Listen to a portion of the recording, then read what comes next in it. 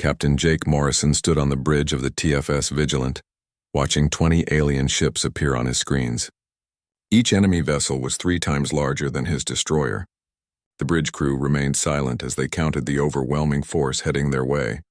"Sir, they're broadcasting on all frequencies," Lieutenant Amy Rodriguez said from her station. Her voice stayed calm despite the fear in her eyes. "Universal Translator is working. They want us to surrender." Jake looked at the display again. 20 ships against 1. The smart choice was obvious. Any reasonable captain would surrender and save his crew. The aliens had been conquering star systems for decades. They knew how this worked. "What's our weapon status?" Jake asked. Amy checked her console.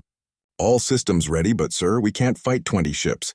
Our shields won't last 5 minutes against that firepower." On the main screen, the alien commander appeared.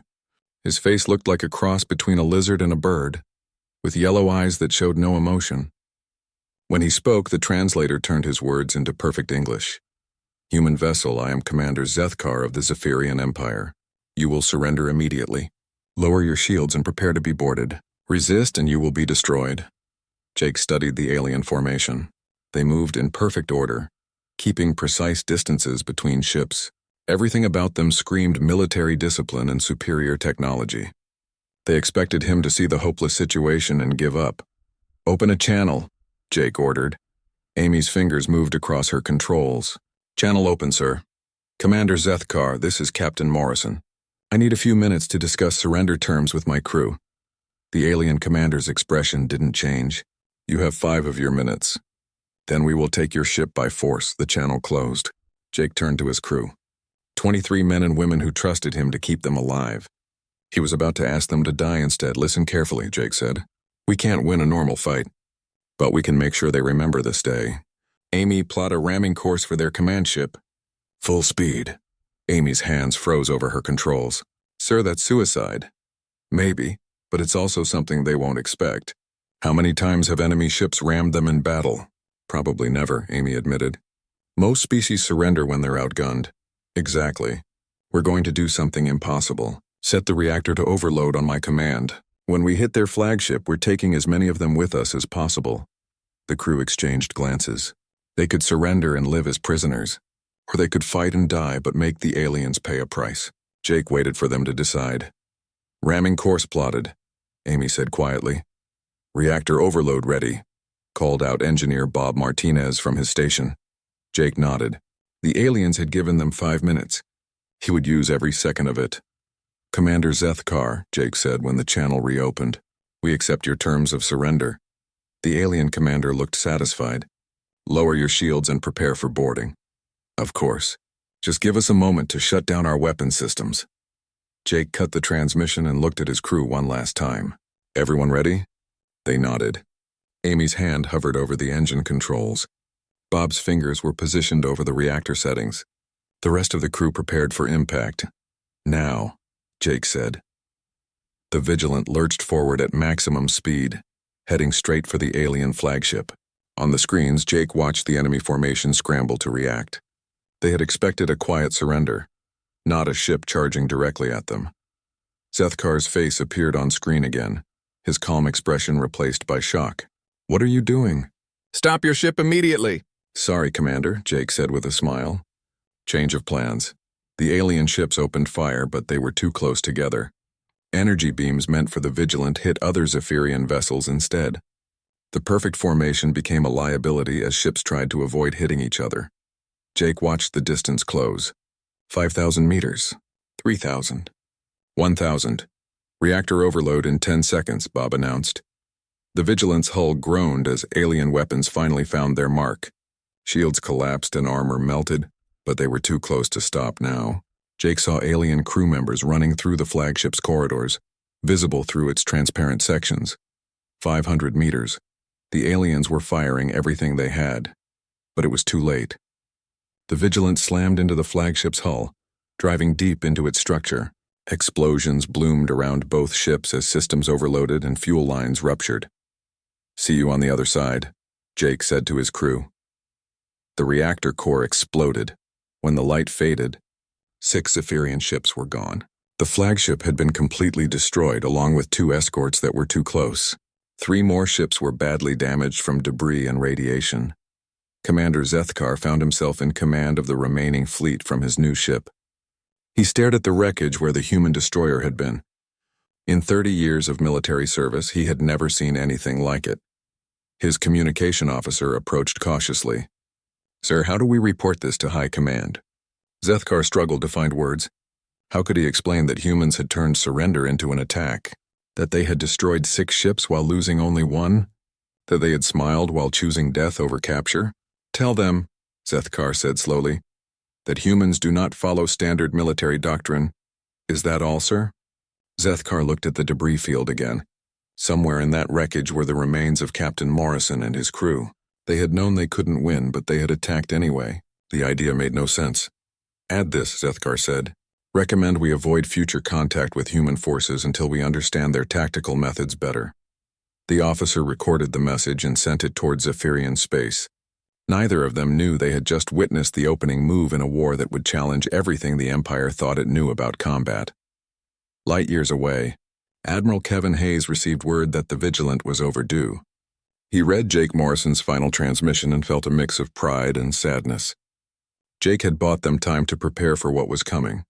The Zephyrian Empire had just learned that humans would rather die fighting than live in chains. Soon they would discover that this was only the beginning of humanity's surprises. 3 months after the Vigilant incident, General Vexithal stood in his command center on Haven's Rest colony. The mining settlement had 50,000 human residents before the invasion. Now 49,000 remained under Zephyrian control. The occupation should have been simple. "Status report," Vexthul demanded from his aide. "Sir, we've lost another patrol. 3rd one this week. They were found in the mining tunnels, killed by some kind of explosive device." Vexthul studied the colony map on his screen. Red marks showed every attack location. They seemed random, but he suspected there was a pattern he couldn't see. In the colony's lower levels, Sergeant Danny Coleman crouched in an abandoned maintenance tunnel. The former Terran Marine had been visiting his sister when the aliens invaded.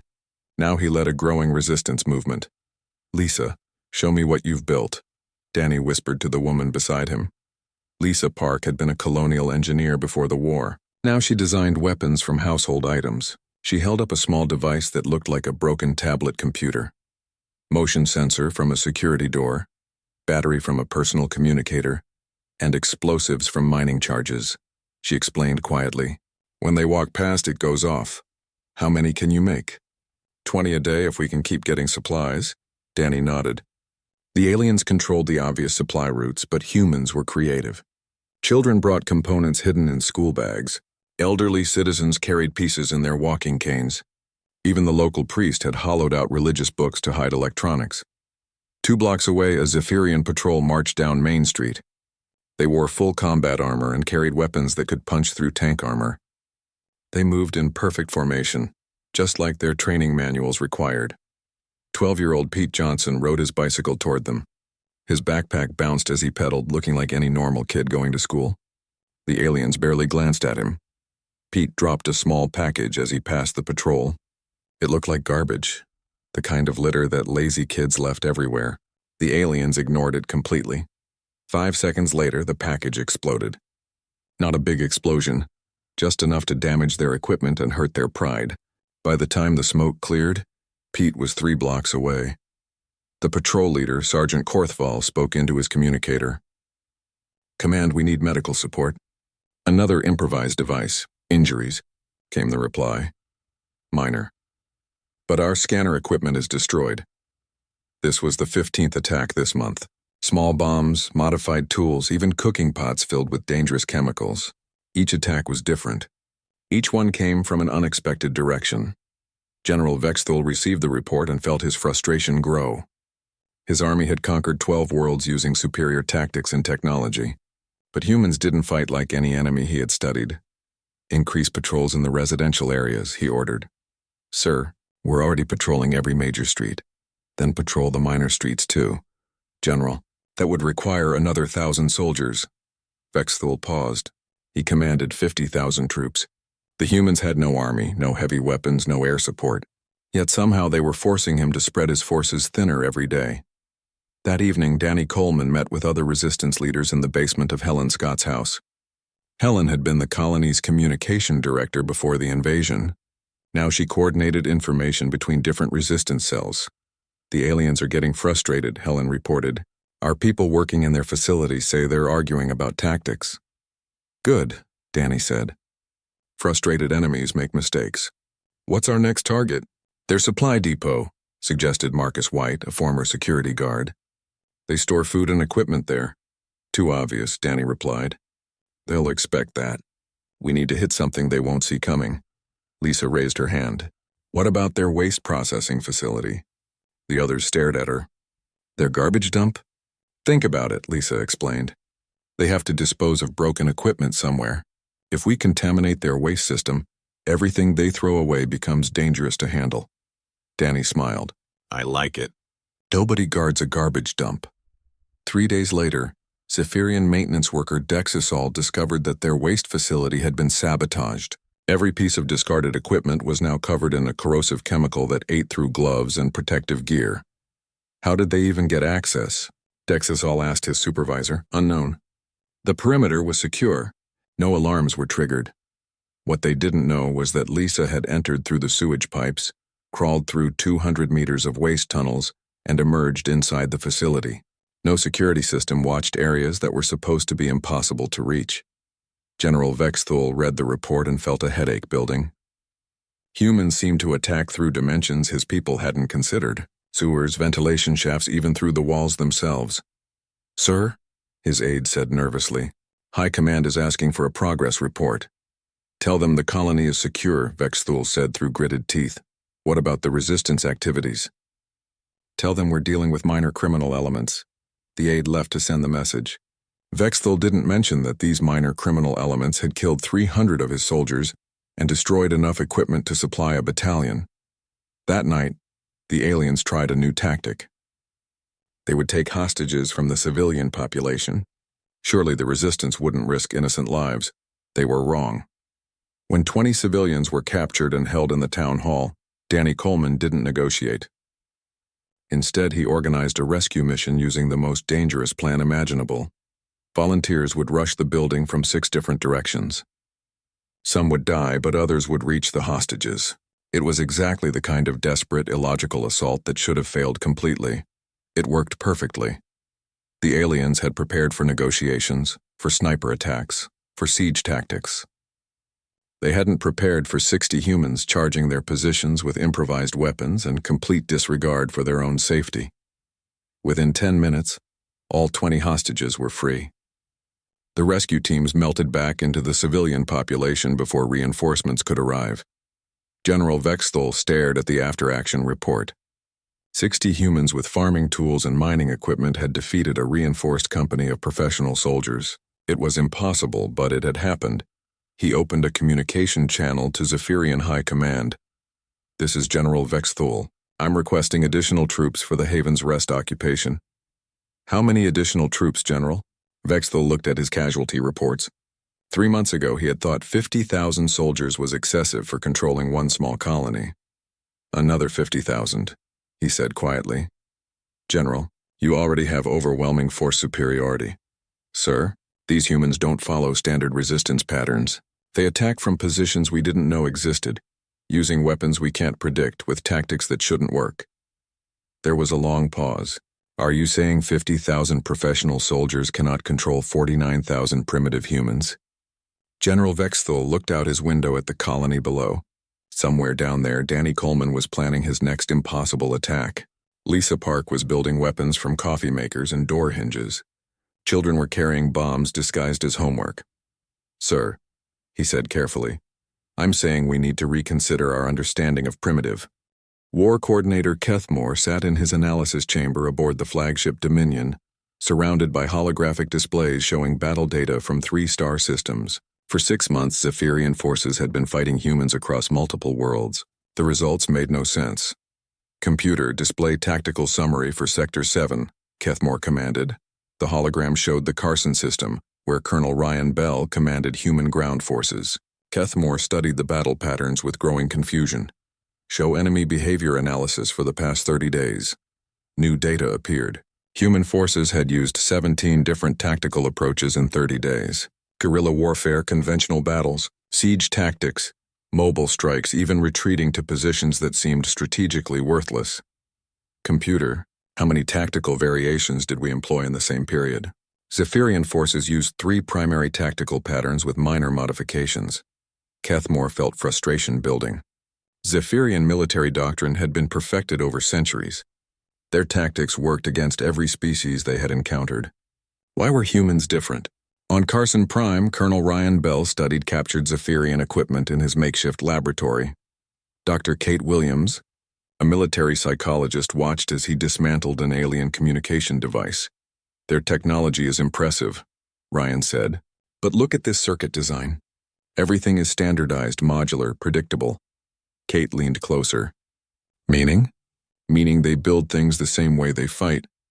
Efficient, logical, but inflexible. If we can figure out their patterns, we can stay one step ahead. What patterns have you noticed? Ryan pulled up tactical maps on his tablet. They always secure high ground first. They always establish supply lines before advancing. They always retreat when casualties reach 15%. And we can use that? We can use all of it. Watch.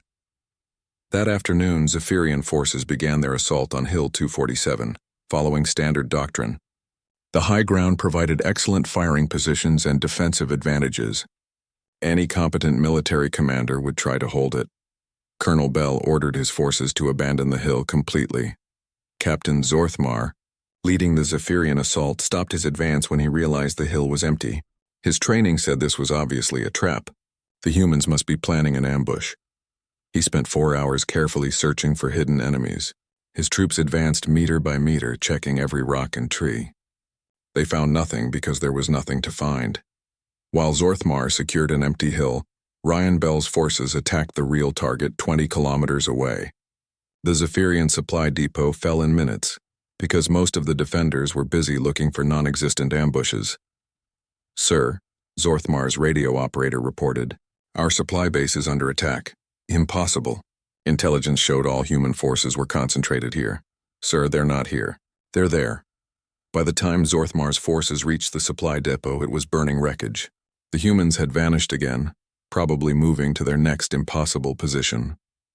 War Coordinator Kethmore received the battle report and added it to his growing file of inexplicable human victories. He called up the psychological profile his analysts had prepared. Computer, display human behavioral analysis. Text scrolled across his screen. Humans showed traits that didn't fit any known military psychology. They seemed to enjoy unpredictability for its own sake. They treated warfare like a creative exercise rather than a mathematical problem. Computer, recommend counter strategies. Insufficient data. Human tactics change too rapidly for pattern prediction. Kethmore made a decision that would have horrified his superiors. He opened a communication channel to request a meeting with captured human officers. 3 days later, he sat across from Major Linda Cruz, who had been captured during the evacuation of Outpost Delta. She looked relaxed despite being a prisoner of war. Major Cruz, I want to understand your species' tactical approach. Linda smiled. You want to know why we keep winning? Your victories are temporary. Eventually, superior numbers and technology will prevail. Maybe, but you'll have to catch us first. Kethmore leaned forward. Explain. Your people fight like computers. Input, analysis, output. Very logical, very predictable. We fight like jazz musicians. I don't understand the reference. Jazz is music where the players improvise. They start with a basic theme, then change it as they go. No two performances are exactly the same. Chaos is not a military strategy. Controlled chaos is, we plan to be unpredictable. Every time you figure out what we're doing, we're already doing something else. Kethmore thought about this. But how do you coordinate forces without standardized procedures? We train people to think, not just follow orders. A sergeant in the field can change the entire battle plan if he sees an opportunity. That would create complete disorder. Or complete flexibility. Your choice. That evening, Kethmore tried an experiment. He ordered Field Commander Vorthol to improvise his next attack instead of following standard procedure. Vorthol was horrified. Sir, improvisation leads to mistakes. Perhaps. But predictability leads to defeat. Try something unexpected. The next day, Vorthol's forces attacked at dawn instead of the usual afternoon schedule. They used civilian vehicles instead of military transports. They approached from the swampland that tactical doctrine said was impassable. For the first time in months, Zephyrian forces achieved complete surprise. The human defenders, prepared for a conventional assault, were caught off guard by enemies emerging from quicksand on stolen garbage trucks. But the victory was short-lived. Within hours, human forces had adapted to the new threat. They flooded the swampland, making it truly impassable. They set up checkpoints to stop stolen vehicles. They moved their defensive positions to cover approaches that had been ignored before. "Computer," Kethmore said wearily, "how long did our tactical advantage last?" "Approximately 4 hours. How long does it typically take us to develop new tactics?" "Standard development and testing procedures require 6 months minimum." Kethmore finally understood the problem. Humans adapted faster than Zephyrians could plan. By the time his people developed a counter-strategy, humans had already moved to something completely different. On Carson Prime, Dr. Kate Williams finished her analysis of Zephyrian military communications. She found patterns that excited and terrified her. "Ryan, look at this," she called to Colonel Bell. "What did you find?" "They're trying to copy our tactics, but they're doing it wrong." "How so?" "They think unpredictability is just random action. They don't understand that our chaos has purpose. We're not being random, we're being creative." Ryan studied the intercepts. Zephyrian forces were indeed becoming less predictable, but in ways that hurt their own effectiveness. Units arrived at wrong locations because they had abandoned their coordination protocols. Attacks failed because commanders were afraid to follow proven strategies. "They're trying to think like us," Ryan realized, "but they're still thinking like them." "Exactly. They're programmed for order. When they try to create disorder, they just create confusion." Ryan smiled grimly. "Then we need to give them more confusion than they can handle." The next phase of the war was about to begin. Humans had learned to read their enemies' minds. Now they would teach the Zephyrians that some lessons were more dangerous than ignorance. War Coordinator Kethmore sat in his chamber, surrounded by reports of failed experiments and confused field commanders. His own attempts to match human adaptability had only made his forces less effective. Computer, probability of mission success using current strategies. Probability of total mission success, 12% and declining. For the first time in his military career, Kethmore considered the possibility that a superior species could lose to an inferior one, not through bad luck or poor planning, but through fundamental misunderstanding of what superiority meant. "Computer, send message to High Command. Request additional strategic analysis support." "Message content?" Kethmore looked at the tactical displays one more time. 17 different human strategies in 30 days, his own forces struggling to implement 3. "Tell them we need to learn how to think like humans, and tell them we may not like what we discover." Supreme Commander Dexville stood before the Strategic Council in the Zephyrian capital, trying to explain why his forces were losing to a species they had dismissed as primitive. 18 months ago, the humans are using psychological tactics that target our command structure, he reported to the assembled leaders. "They're not just fighting our armies, they're fighting our minds." Council Leader Morthak leaned forward. "Explain." "They've begun broadcasting directly into our communication networks. Not threats or demands, questions." "What kind of questions?" Dexville activated a recording. A calm human voice spoke in perfect Zephyrian language. "Attention, Zephyrian forces. We're curious about something. Your species has conquered 17 star systems. Your technology is clearly superior to ours. Your military training is more advanced. So why are you struggling to defeat one small human colony? What does this say about your tactical abilities? Please discuss among yourselves." The council chamber fell silent. The message was polite, almost friendly. It was also devastating. On the human side, Major Chris Turner sat in his special operations bunker, monitoring Zephyrian communication intercepts. Helen Scott, now serving as a communications specialist for the Resistance, worked at the next station. "The psychological broadcasts are working better than we hoped," Helen reported. "Zephyrian units are spending hours debating our questions instead of fighting." "What kind of responses are we getting?" "Confusion, mostly. Some units are requesting transfers away from human theaters. Others are questioning their orders. A few have even asked if they can surrender honorably." Chris smiled. "Perfect. Let's give them something bigger to think about." That evening, human broadcasts reached every Zephyrian unit in the war zone. The message was delivered by Dr. Nina Foster, a xenobiologist who had spent months studying captured Zephyrian prisoners. Greetings, Zephyrian warriors. We have a philosophical question for you.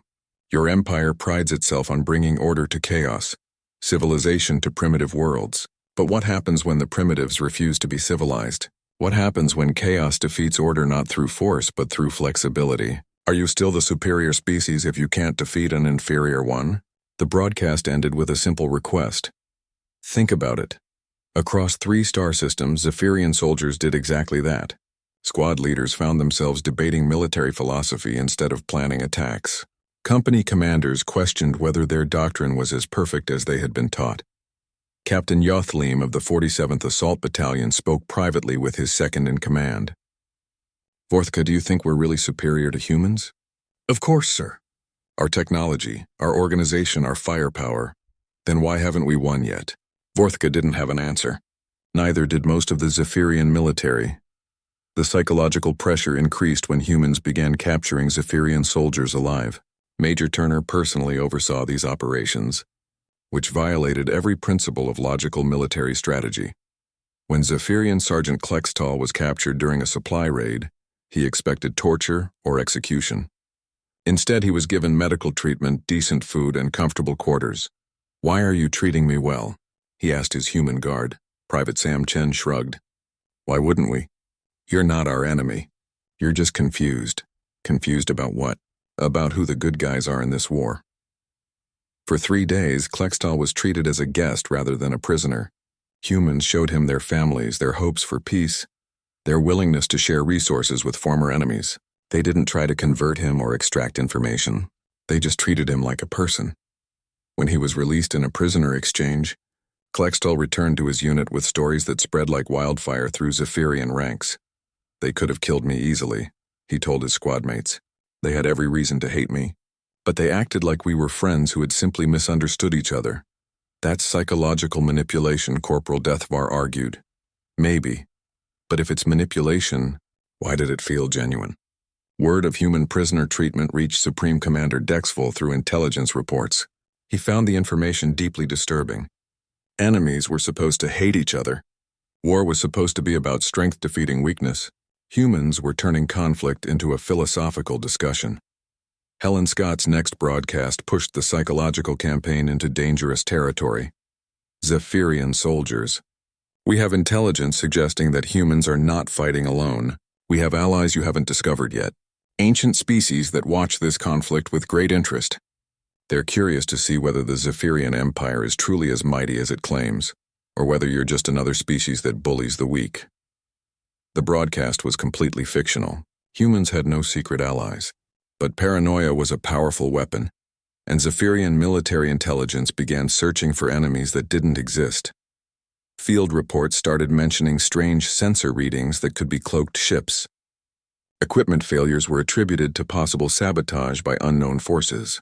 Zephyrian commanders requested additional screening for alien infiltrators.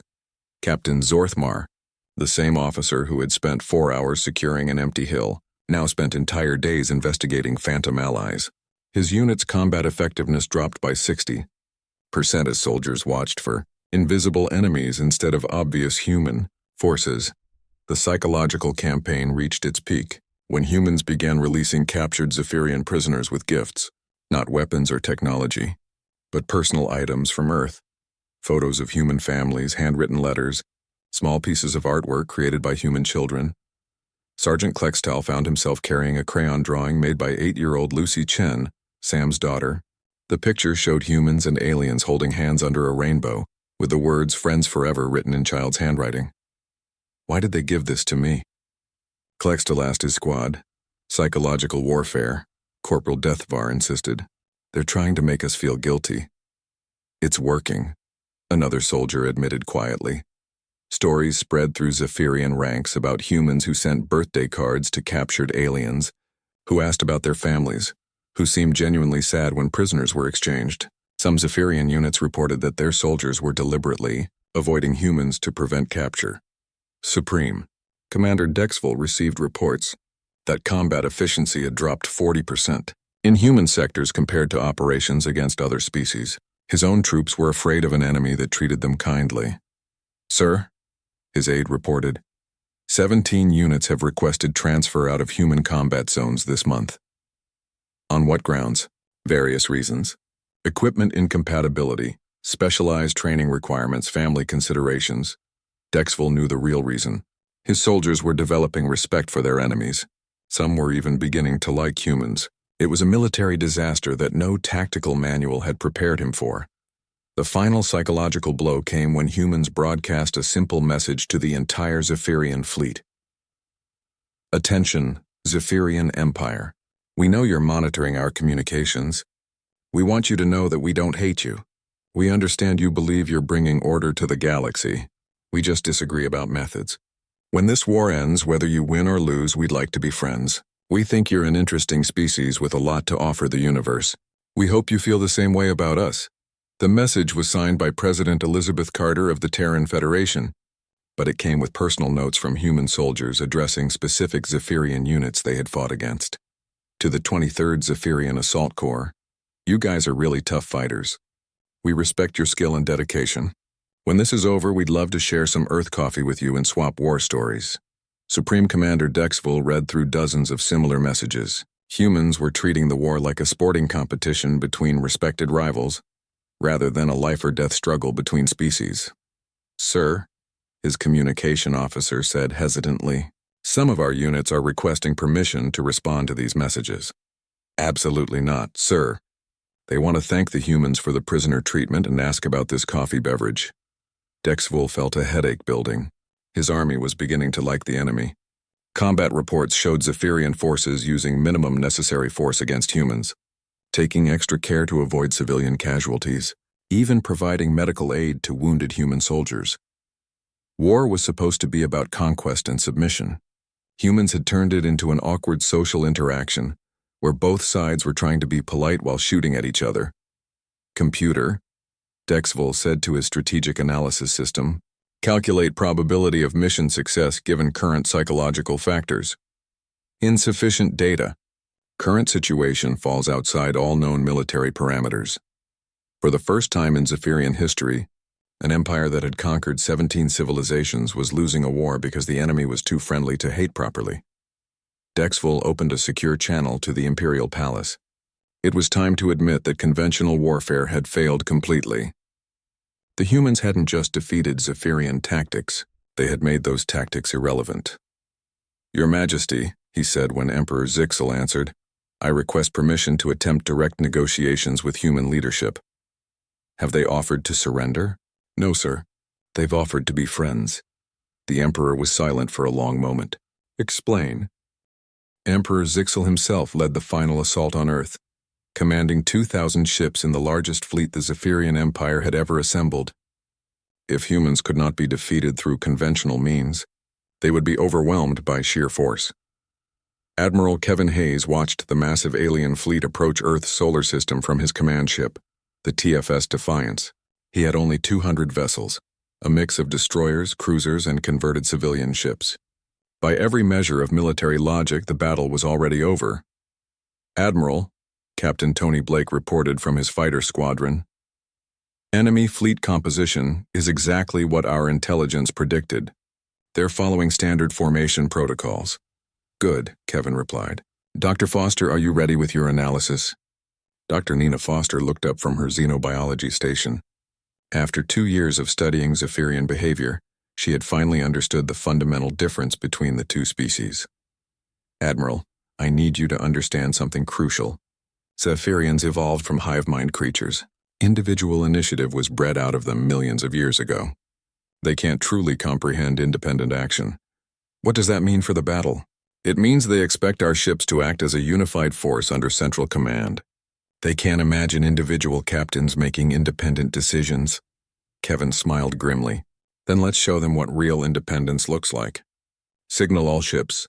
Ignore my orders unless they make tactical sense for your specific situation." His communication officer stared at him. "Sir, you want me to tell the fleet to disobey orders?" "I want you to tell them to think for themselves." Across the human fleet, ship captains received the strangest order in military history. They were authorized to ignore their admiral if they thought they knew better.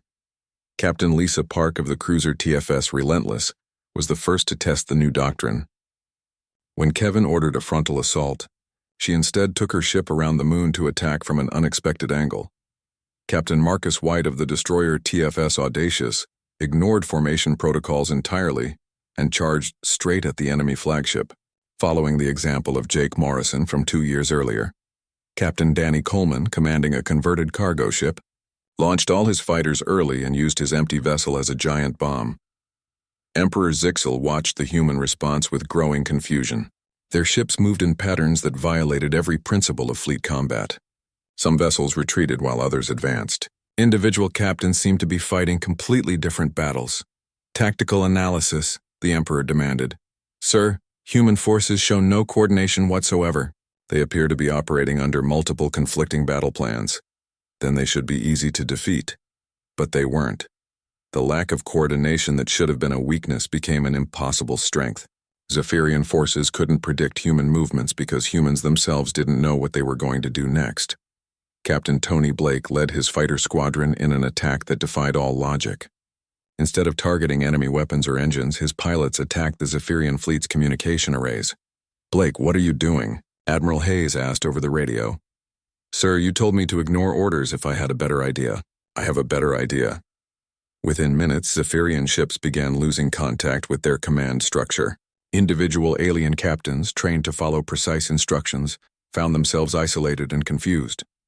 Some Zephyrian ships continued their original orders despite changed circumstances. Others stopped completely, waiting for new instructions that never came. A few tried to improvise, but their attempts at independent action were clumsy and ineffective. Dr. Nina Foster watched the battle unfold and felt pieces clicking into place. Admiral, look at their formation. Kevin studied the tactical display. The massive Zephyrian fleet was breaking apart. Ships designed to work as a unified force were becoming scattered and vulnerable. They can't function without constant coordination, Nina explained.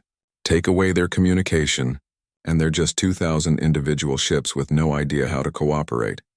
Like a computer virus that makes each processor run a different program. Exactly. Meanwhile, human ships operated more effectively than ever. Without rigid formation requirements, each captain could exploit opportunities as they appeared. The chaos that paralyzed Zephyrian forces energized human crews. Captain Pete Martinez of the frigate TFS Persistent noticed that 3 enemy ships had collided while trying to avoid debris. He abandoned his assigned target to attack the damaged vessels, destroying all 3. Captain Sam Chen saw that enemy fighters were flying predictable patterns. He ignored the main battle entirely and spent 20 minutes hunting alien pilots who couldn't adapt to his irregular tactics. Emperor Zixel found himself in command of a fleet that was defeating itself. His ships had superior firepower, better armor, more advanced technology, but they couldn't use any of it effectively because they couldn't coordinate their actions. Sir, his tactical officer reported, human forces have destroyed 400 of our ships. How many have we destroyed? 37, sir. The Emperor stared at the numbers. 2,000 ships against 200, and somehow his empire was losing by a ratio of 10 to 1. Capture one of their admirals, he ordered. I need to understand what they're doing. But that proved impossible. Human command ships moved unpredictably, defended by captains who broke formation whenever it served their purposes. Zephyrian assault teams couldn't reach targets that wouldn't stay in one place. Admiral Kevin Hayes, meanwhile, had stopped giving orders entirely. His fleet was fighting itself, each ship an independent force guided by the tactical genius of its captain. It was chaos, but it was human chaos. Admiral Hayes, came a transmission from the Zephyrian flagship. This is Emperor Zixel. I request a temporary ceasefire to discuss terms. Kevin looked at his tactical display. Half the Zephyrian fleet was destroyed or disabled. The remainder was scattered across the solar system, unable to regroup effectively. Your Majesty, I accept your request for ceasefire. An hour later, Kevin found himself in the Emperor's shuttle, sitting across from the ruler of a galactic empire. Zixel looked exhausted and confused. Admiral Hayes, the Emperor began, I must ask you the question that has plagued our forces for 2 years. What makes human combat tactics so hopeless to counter? Kevin thought carefully about his answer. Your Majesty, I think you're asking the wrong question. Explain. You're trying to understand our tactics. But tactics aren't the issue. The issue is how we think. I don't understand the difference. Your species fights like a symphony orchestra. Every musician plays their assigned part, following the conductor's baton. It creates beautiful, precise, coordinated music. Zixel nodded. That is an accurate description. Humans fight like a jazz band. We start with a basic theme, but every player improvises. No two performances are alike. Sometimes we play together. Sometimes we play against each other. The music is chaotic, but it's alive. And this is superior? Against an orchestra? Yes, because you can't conduct chaos, Your Majesty. You can't write sheet music for improvisation. You can't plan for unpredictability. Emperor Zixel was quiet for several minutes. Are you saying our military doctrine is fundamentally flawed? I'm saying it's different. Your doctrine works perfectly against enemies who think like you do, but it fails against enemies who think like us. Then how do we defeat you? Kevin smiled sadly. You don't, Your Majesty. Not because we're stronger or smarter, but because we're incompatible. Your strength requires predictability. Our strength requires unpredictability.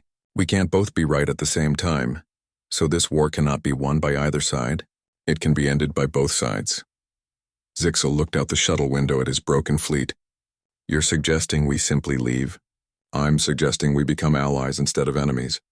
Your empire has brought order to 17 star systems.